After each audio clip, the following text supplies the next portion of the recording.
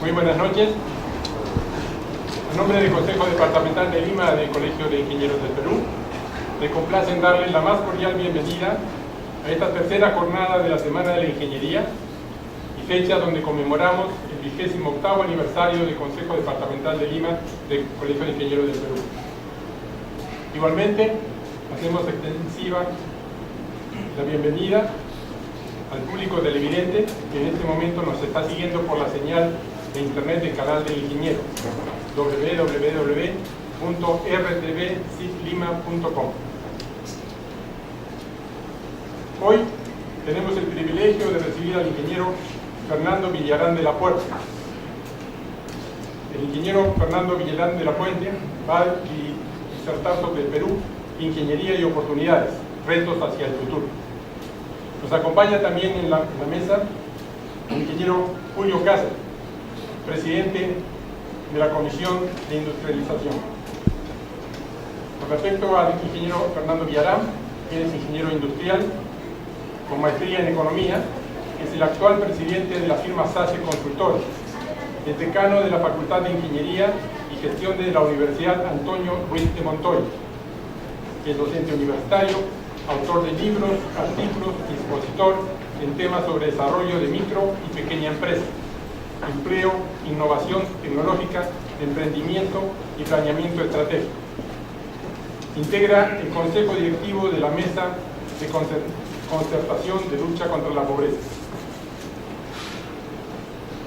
El ingeniero Villarán ha sido ministro de Trabajo y Promoción del Empleo, integró los directorios del Centro Nacional de Planeamiento Estratégico, CEPLAN, de COFIDE, el Programa de Apoyo a Cadenas Productivas, Conglomerados y Clúster, articulando las MIPER, del Consejo Nacional de Educación y del Consorcio de Investigación Económico y Social, el CIE. Asimismo, fue funcionario del Banco Interamericano de Desarrollo. Recibimos con un aplauso al ingeniero Villarán. Muy buenas noches. Es un gusto estar nuevamente en el Colegio de Ingenieros, en la Departamental de Lima, en este caso para celebrar la semana aniversario y poder además intercambiar ideas con mis colegas, con todos ustedes, y eso es lo que pretendo hacer. Yo quiero presentar algunas ideas. Aquí están, comenzando por el desempeño económico del Perú, macroeconómico, la visión un poco triunfalista del Ministerio de Economía y Finanzas y del Banco Central, pero luego pasar a, digamos, revisar los problemas que tenemos por delante, que no son tan, digamos, reconocidos, por lo menos tan oficiosamente reconocidos, y luego hacer una mirada desde afuera del Perú, sobre todo un informe reciente del Banco Mundial que es muy interesante, quizá alguno lo conozca, pero creo que vale la pena revisarlo, y digamos hacer una crítica a lo que nos está deteniendo ahora como país. Creo que el Perú está en una encrucijada, tenemos una situación, digamos, de desaceleración de la economía y sobre todo a nivel social y político hay mucha incertidumbre.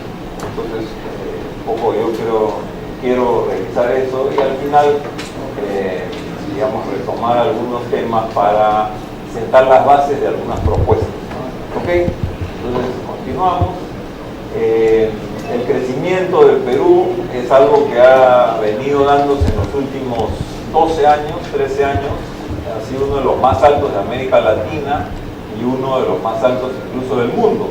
Esto el gobierno, creo que con justa razón, saca pecho y, digamos, reconoce y se reconoce en este buen logro.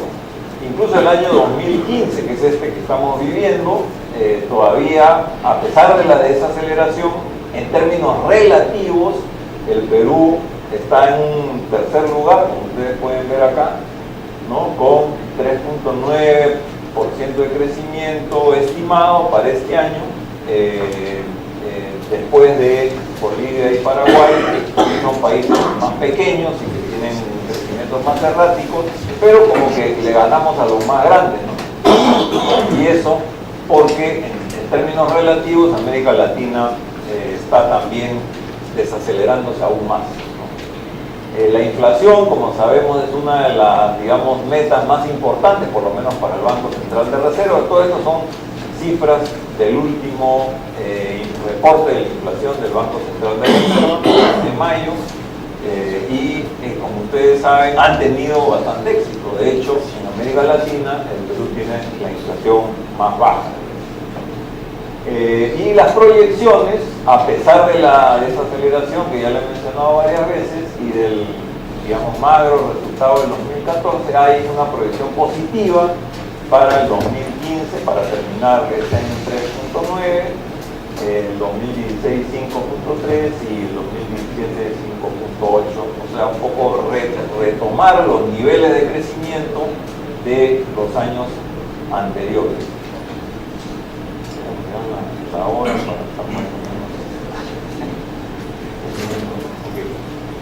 sí, el crecimiento sectorial, digamos, para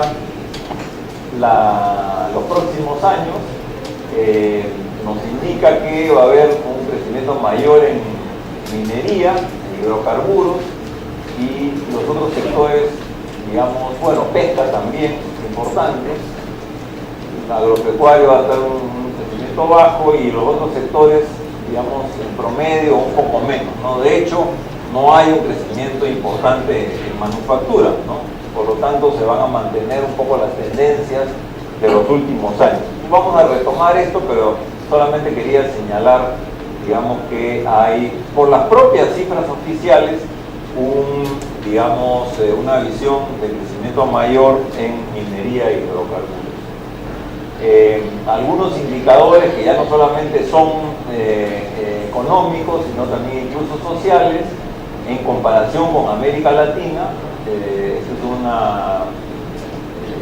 cuadro gráfico que hemos sacado del Plan Nacional de Diversificación Productiva, que ha sacado el año pasado el Ministerio de la Producción, y como ustedes pueden ver, en el tema de alivio, reducción de la pobreza, el Perú es el que más ha reducido la pobreza en este periodo, digamos, de 2004 a 2011, con 30%, ¿no? Que es el más alto. En crecimiento, también uno de los más altos después de Argentina. Reservas internacionales, también, digamos, en segundo lugar. Primero en inflación, que ya lo hemos mencionado, que ha sido un año reciente, pero esto es para todo el periodo del 2004 al 2011. Y la deuda pública, también una de las más reducidas, digamos, del continente, ¿no? Seguimos. Pero, y ahí viene el pero, yo me quiero enfrascar más en esto. En nuestra universidad tenemos una, digamos, orientación del pensamiento crítico. Entonces, yo soy consecuente con esa orientación de la universidad y vamos a entrar a algunas críticas. La realidad entonces no es tan maravillosa como se pinta y vamos a ver algunos problemas. El propio plan de diversificación productiva del Ministerio de Producción indica, en un gráfico similar al anterior, algunas variables en las cuales estamos bastante atrás, como acceso a Internet, estamos por los últimos lugares, gasto en inversión y desarrollo como porcentaje de PBI también bien atrás, informalidad laboral, una de las más altas, ¿no? La segunda más alta, y índice de oportunidades humanas. O sea, cuando vemos otras variables que no son las típicas, las macroeconómicas típicas, ya la realidad no es la misma, digamos, que la anterior. Acá hay un cuadro, digamos, que se hizo hace algún tiempo, pero que muestra dramáticamente esta situación de la inversión en investigación y desarrollo. Es bajísima. El Perú ya ni siquiera es del tercer mundo, sino del quinto mundo, digamos, en investigación y desarrollo. Y como ustedes saben, es absolutamente clave para la sociedad del conocimiento y para el crecimiento sostenido de largo plazo, ¿no? Yo, digamos, me pregunto siempre cómo los del Ministerio de Economía y Finanzas quieren que el Perú ingrese a la OECD, ¿no es cierto? no se dan cuenta que no podemos ingresar con estos niveles de inversión en investigación y desarrollo, 0.15%, que es uno de los más bajos de América Latina y por supuesto también del mundo. Y bueno, la cantidad de ingenieros y científicos comparado con otros países también es muy reducida, y eso es algo que los países en desarrollo como China, Corea, Taiwán, otros han priorizado, ¿no? Ahí entramos nosotros, ¿no? Número de ingenieros y científicos. Y todavía, digamos, esta es una muy buena manera de presentar la realidad económica del Perú. Está, digamos, sacada de un libro muy importante que yo lo recomiendo, que es este de Chacaltana e Infante, que se llama Hacia un desarrollo inclusivo. Se puede bajar de la internet, que es el mejor, digamos, diagnóstico que se ha hecho sobre el sector laboral, ¿no? Y aquí, como ustedes pueden ver, en el eje, digamos, horizontal, está la PEA, población económicamente activa, y en el eje vertical la productividad. Y como ustedes pueden ver, los sectores que más empleo dan, como la agricultura y la pesca, son los menos productivos, con la productividad más baja. Luego servicios, comercio, transporte, incluso la industria también tiene una productividad baja, y recién sectores como minería y electricidad, gas y agua ya tienen una productividad más alta. Pero los sectores con alta productividad tienen escaso empleo. Ese es el drama, digamos, del Perú.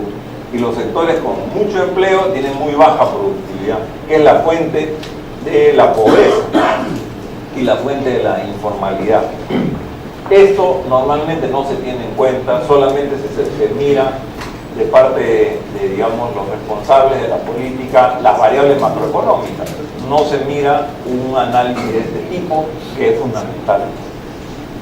La desigualdad en el ingreso, igual hay algunas mediciones del digamos, índice Gini, que hablan de una mejora, ligera mejoría, pero otra manera de ver la distribución del ingreso, que es considerar el porcentaje del ingreso nacional que va a salarios, digamos, se ha reducido del 76% que iba a salarios en el año 2005 al 68% en el 2012, ¿no?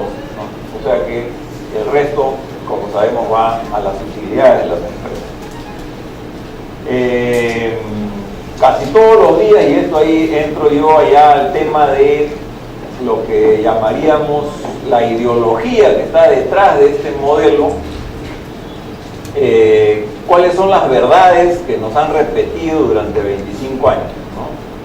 En primer lugar, que el objetivo número uno del país es el crecimiento económico, o sea, la palabra el crecimiento como si fuera efectivamente, digamos, uno a perder la vida si no crece. O sea, el crecimiento económico como el objetivo central.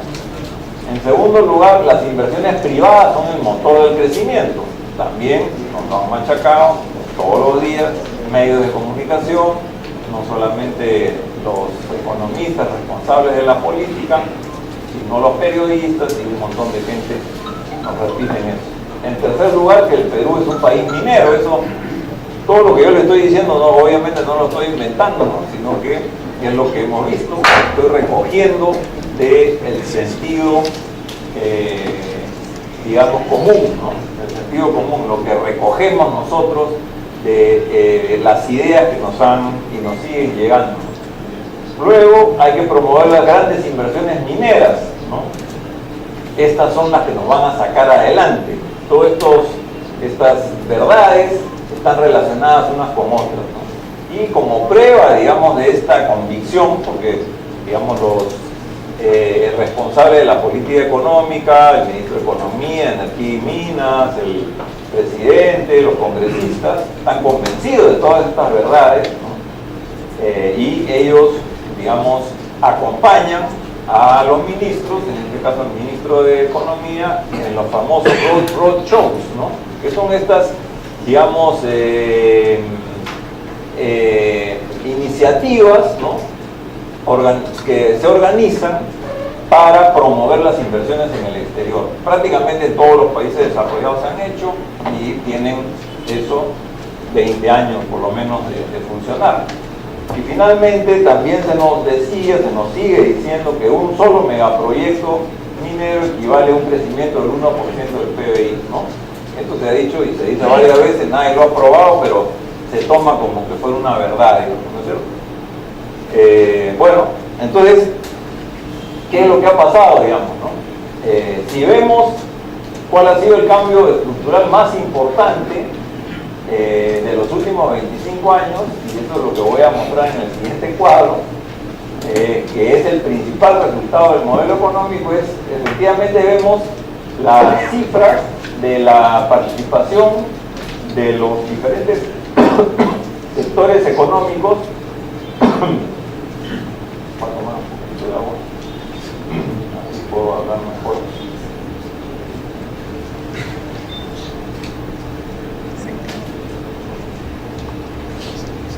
Los diferentes sectores económicos hechas por la misma institución, el INEI, ¿cierto? En 1990 los sectores económicos tenían este peso, está acá, su participación en el PBI, y vemos que prácticamente todos los sectores económicos tienen una disminución de su participación en estos 20 años, ¿correcto? Agricultura baja de 7,6 a 6, industria se mantiene 16, 16,5, y construcción baja un poquito, comercio de 14 a 10, en fin, transportes, restaurantes, el Estado mismo también se reduce, ¿no?, en términos relativos, y servicios también baja.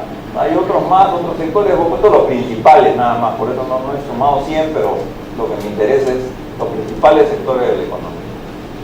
El sector que más crece en su participación es minería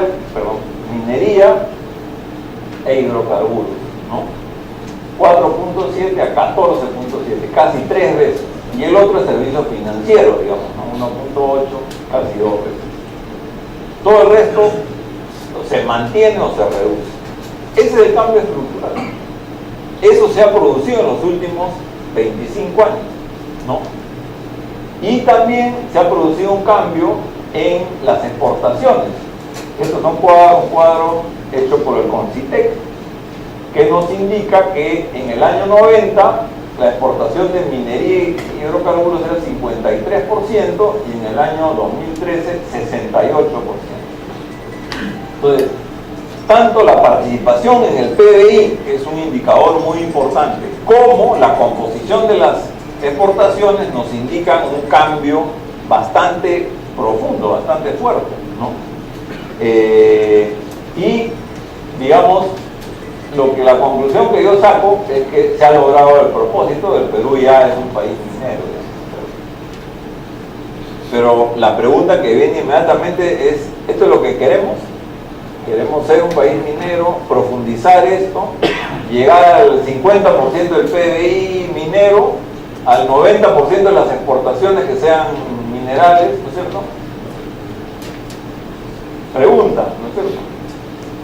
¿Es lo que conviene al país? ¿Es lo que queremos? ¿No? Y eso es un poco el debate que quiero hacer. Ahora, la visión, digamos, crítica no solamente se da internamente en el país, ¿no?, sino que, y ese es el documento que yo les mencionaba al principio, el Banco Mundial acaba de hacer un estudio sumamente interesante, también se puede bajar, está en castellano, hay una versión reducida, y el documento completo está en inglés, pero bueno, se llama América Latina y el ascenso del sur. Es qué ha pasado con América Latina en su conjunto dentro del mundo, en el contexto del mundo, ¿correcto? Ese es el objetivo del estudio, y es importante quién lo ha hecho, el Banco Mundial, que es el que ha promovido, digamos, las reformas estructurales desde los 90 y soporta de alguna manera el modelo, ¿no? Y entonces, eso es lo que quiero compartir con ustedes.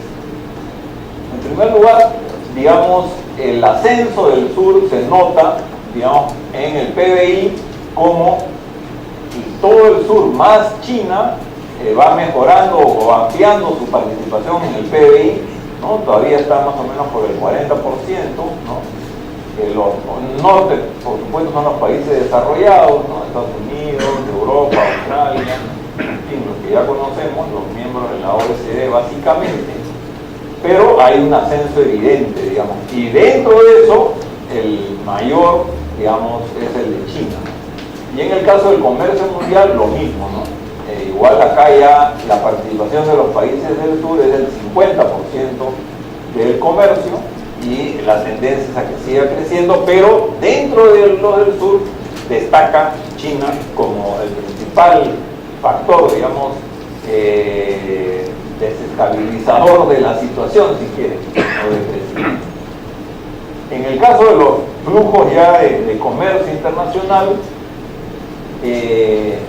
acá ya se incluyen a otros países. China es el azul más o menos oscurito. Los otros países del sur casi se mantienen, pero el crecimiento en la exportación de bienes manufacturados se debe principalmente a China, algo de la India, algo de Rusia, pero Corea también tiene otra porción muy importante, y después otros países más chiquitos como Vietnam o la República Checa. En la importaciones de bienes primarios, nuevamente en el sur se mantiene, digamos, incluso hasta abajo un poquito, pero China aumenta sus exportaciones, lo mismo que la India, ¿no? Corea y otros países, ¿okay? Pero este quizás es el cuadro que nos interesa más en el sentido de cuál es el crecimiento de la exportación de bienes manufacturados, ¿no? Con valor agregado.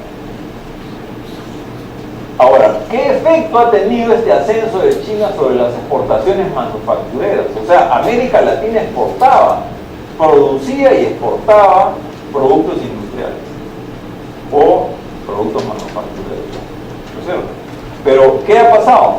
Bueno, lo que ha pasado es que todos los países han reducido en el periodo 2001-2011 una proporción importante de sus exportaciones. Todos, no hay uno que se escape.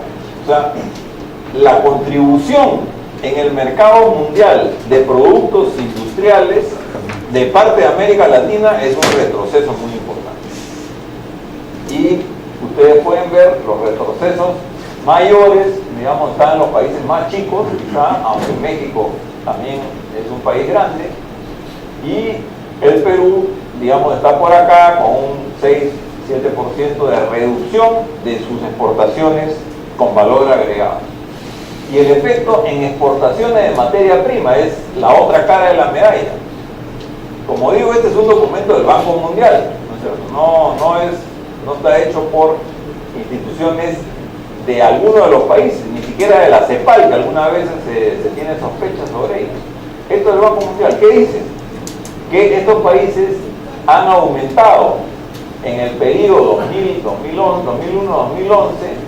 sus exportaciones de materias primas. Brasil, los países que más han aumentado, Brasil, Chile, Honduras y Perú en cuarto lugar, ¿no? Perú más o menos el 25% de incremento de sus exportaciones de materias primas. Entonces, por un lado, la irrupción de China en la escena internacional nos reduce las exportaciones de bienes manufacturados, y por otro lado nos aumenta las exportaciones de materias primas. O sea, nos vuelve más dependientes de ese modelo, ¿cierto?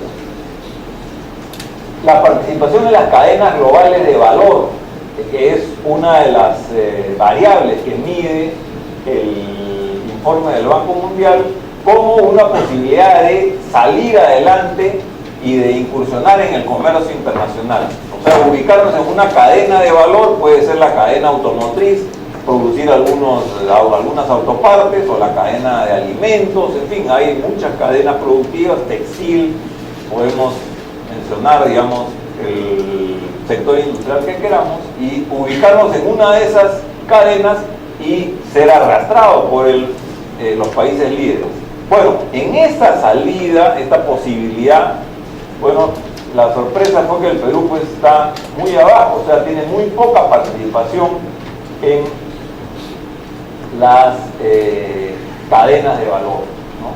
Mientras que México ¿no? Y otros países grandes, Chile incluso está mejor que nosotros, ¿no? Brasil, bueno, no tanto, pero México es probablemente el que más aprovecha estas cadenas globales de valor, ¿correcto? ¿No? Pero desgraciadamente, a pesar de este diagnóstico que es un poco más crítico, tanto interno, o sea, evaluando nuestras propias variables, ¿no? Midiendo nuestros propios resultados, ya no solamente de las variables macroeconómicas convencionales, sino otras variables que realiza el propio gobierno, como el Ministerio de Producción, que hemos mostrado acá. Y también, a pesar de las críticas que vienen de afuera, ¿no? En este caso del Banco Mundial, en un documento oficial, a pesar de eso, se dice hay que mantener el status quo. Seguimos en el mismo modelo y todo el que lo cuestione es un terrorista, más o menos, ¿no es cierto? Por lo menos esa es la versión de los medios concentrados, ¿no es cierto?, que son los que tienen la mayoría de las opiniones, ¿no? Miren, las inversiones proyectadas, este es del BCR, para los próximos años, nos indica que hay un 36% en minería y 18% en hidrocarburos, es la mayoría, ¿no? Otro porcentaje importante en electricidad, y las inversiones en el sector industrial pues un 6%, no es mucho, es bastante reducido. No vamos a producir un cambio con inversiones tan pequeñas, digamos.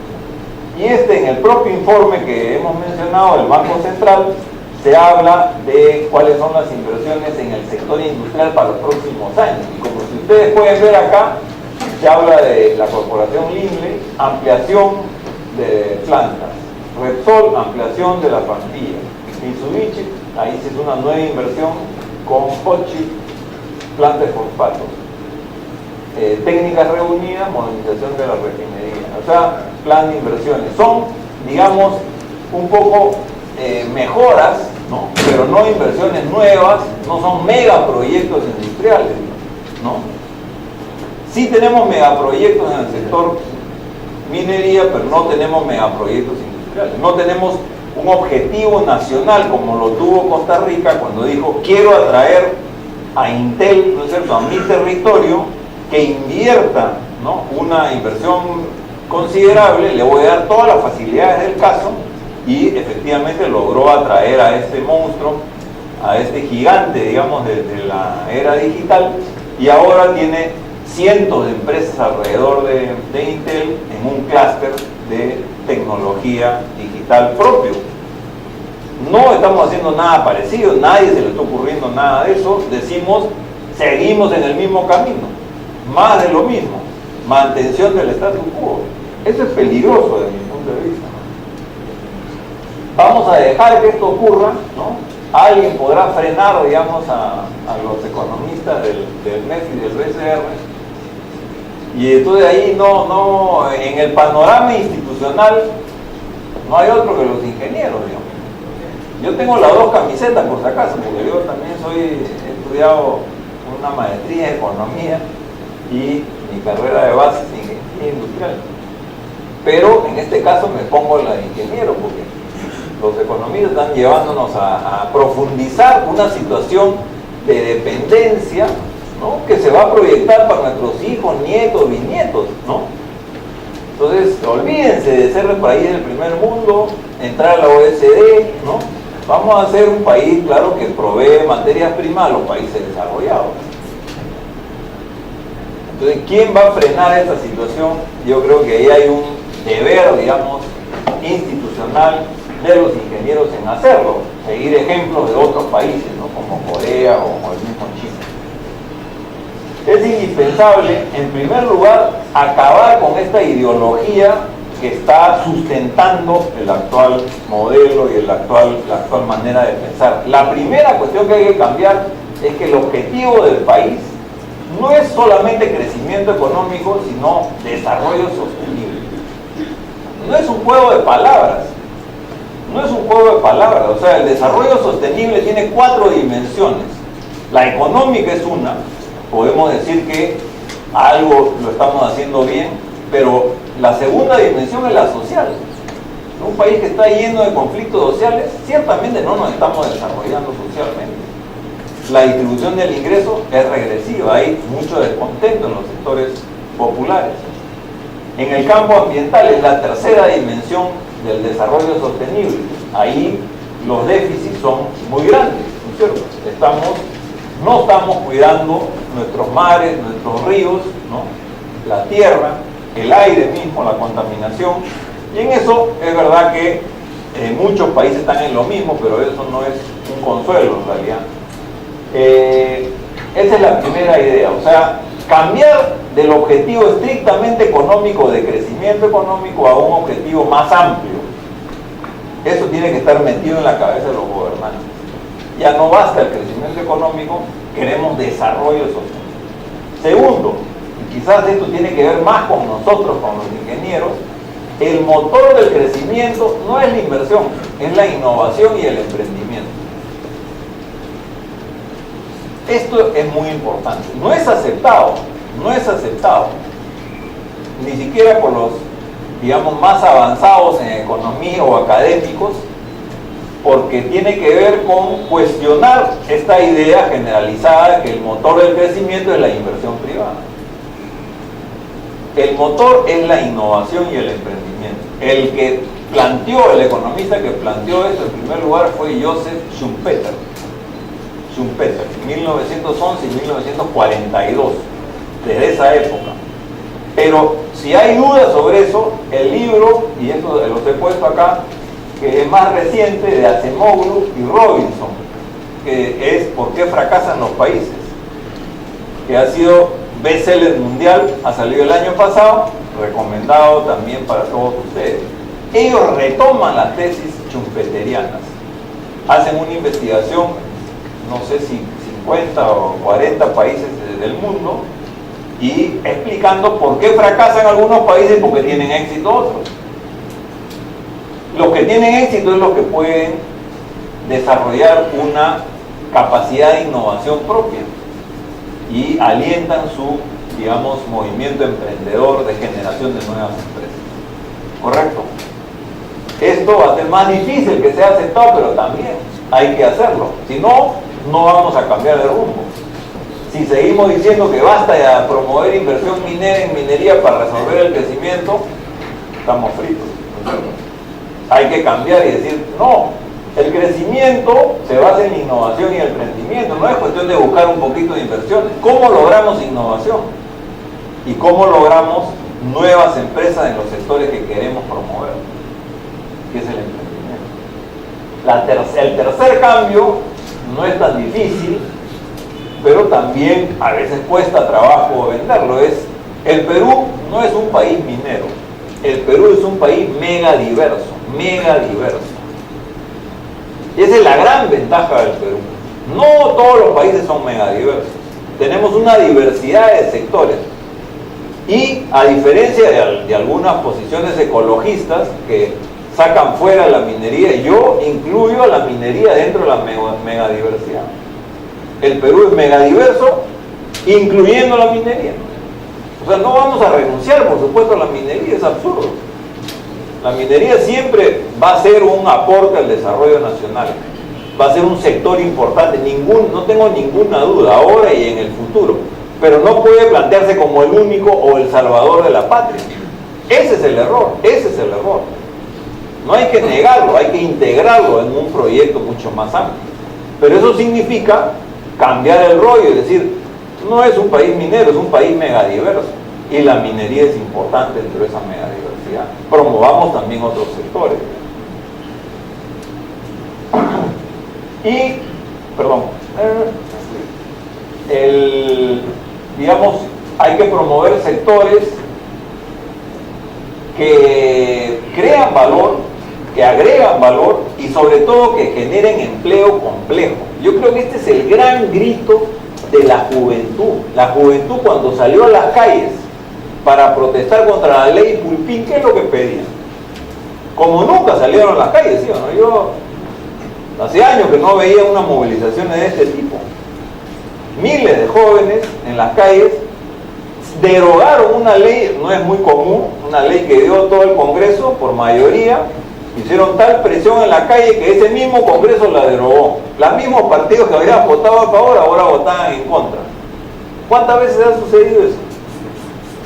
Porque vieron una decisión de los jóvenes y vieron un respaldo del resto de la ciudadanía a esa movilización de los jóvenes. Bueno, ¿qué pedían ellos? Derechos, es verdad, pero principalmente empleos bien remunerados. ¿No es cierto? Ellos no querían lo que ahora le están ofreciendo, que es empleo en un supermercado, ¿no? Ese es el empleo. O en la minería, que emplea muy poca gente, ¿no? Que hay muy poco empleo. O el empleo masivo para todos, que va a andar al supermercado, que anda a la cadena de farmacia, ¿no es cierto? A mi farma, al otro, no sé cuántos, a trabajar. La juventud dice, no, yo no estoy estudiando en una universidad o un instituto tecnológico para hacer marcar ahí, ¿no es cierto?, los precios de un supermercado.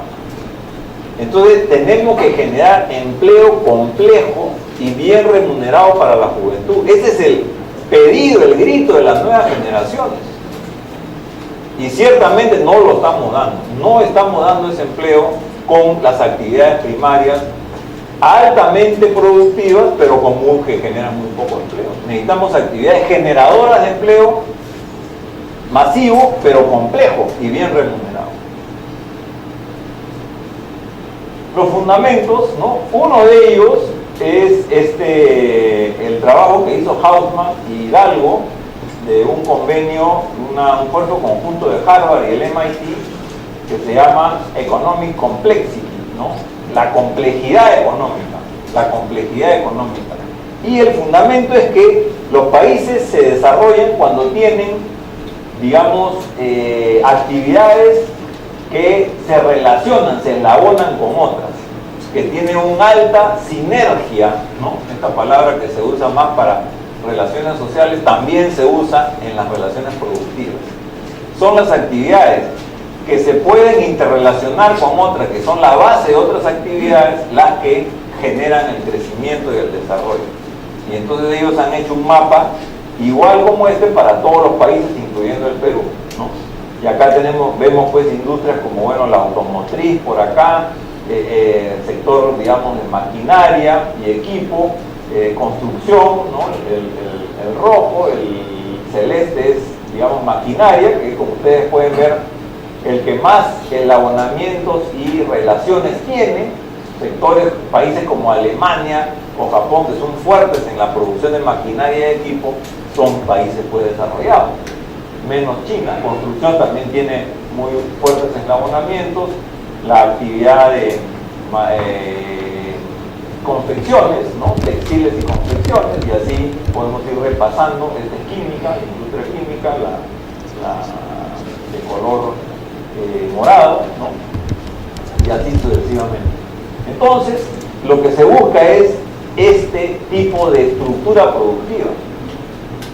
Ya no solamente se busca entonces que las variables macroeconómicas estén bien, sino que tengamos una estructura productiva de este perfil o acercándose a este perfil. ¿Quién se preocupa por la estructura productiva? ¿Dónde está en la agenda de lo que deciden las políticas económicas? El plan de diversificación productiva utilizó ese fundamento. ¿Cuánto se está aplicando ese plan? ¿Alguien le ha hecho caso? Que yo sepa, cero, ¿no es cierto? El MEF sigue mandando. Ese plan está pintado en la pared, ¿no es cierto? Y bueno, esas son las industrias, y estas son, como decía, las que tienen mayor capacidad de articulación: maquinaria, electrónica, petróleo, químicos, otros químicos, materiales de construcción y construcción misma, incluso minería también aparece ahí, confecciones, alimentos. Y el otro,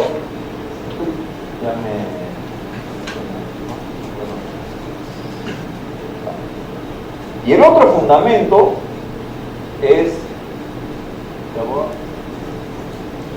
otro fundamento es dos investigaciones que yo les he puesto acá abajo, la fuente para que ustedes mismos lo puedan percibir, que a mí me dejaron impresionado cuando las vi. O sea, dos investigaciones recientes, una del 2009 y otra del 2012. ¿Cuánto contribuye una universidad como el MIT, Massachusetts Institute of Technology, al crecimiento de Estados Unidos? Es bien simple la investigación, porque han hecho una encuesta a todos los egresados del MIT desde que se fundó y les preguntan: señor o señora o señorita o quien sea, ¿usted durante todo este tiempo ha formado alguna empresa, ha creado alguna empresa? Sí, correcto. ¿Cómo se llama? ¿Cuánto produce? ¿En qué sector está? ¿Cuánto produce valor? ¿Y cuánto empleo ha generado? ¿Ha creado una o más de una? En fin, miren, no son todas las empresas que han creado desde el nacimiento del MIT, sino las empresas que están operativas hoy día. No se contabilizan las que han fracasado, que son muchas, porque hay muchos empresarios que tienen varios fracasos antes de tener un éxito. Esas no se contabilizan solamente las que están operativas hoy día. Bueno, ¿cuál es el número que salió? El número que salió de esta investigación es que los egresados han creado 25.800 empresas, una sola universidad. ¿Cuánto empleo? 3.3 millones de trabajadores, de todos los niveles: obreros, técnicos, profesionales, ejecutivos, ¿correcto?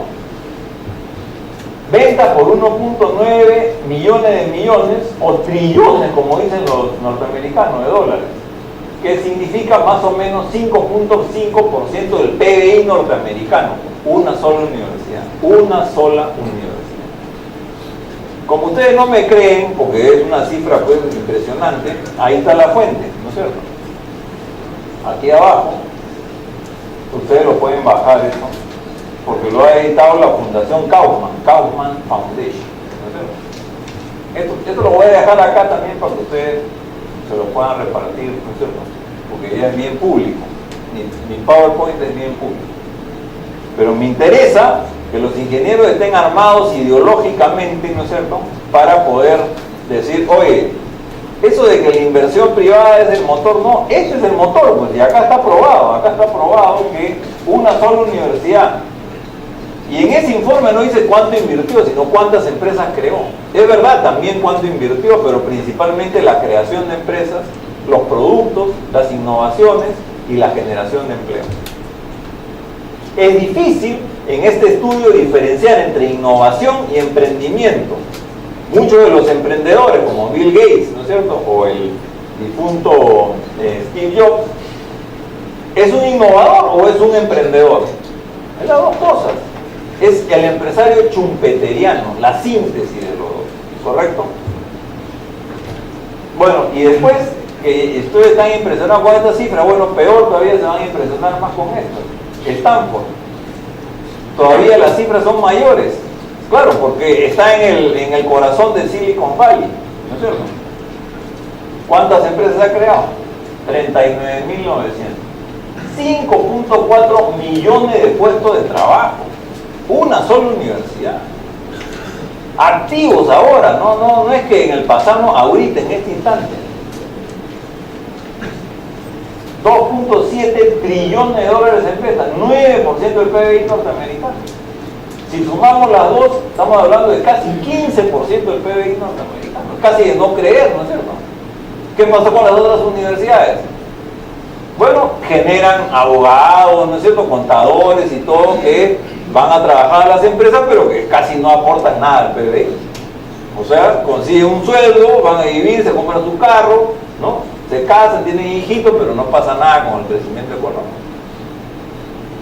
Estas personas educadas en estas universidades, que son fuertes en ciencia, tecnología e ingeniería, generan empresas innovadoras de alto valor agregado, de creación de riqueza casi ilimitada. Esa es la diferencia, y esto se mide, ¿no es cierto? Entonces, si vas a la Universidad de Wisconsin o otra, haces el mismo. ¿Cuántas empresas han creado? Nada, porque todos se van a trabajar al Estado, ¿no es cierto?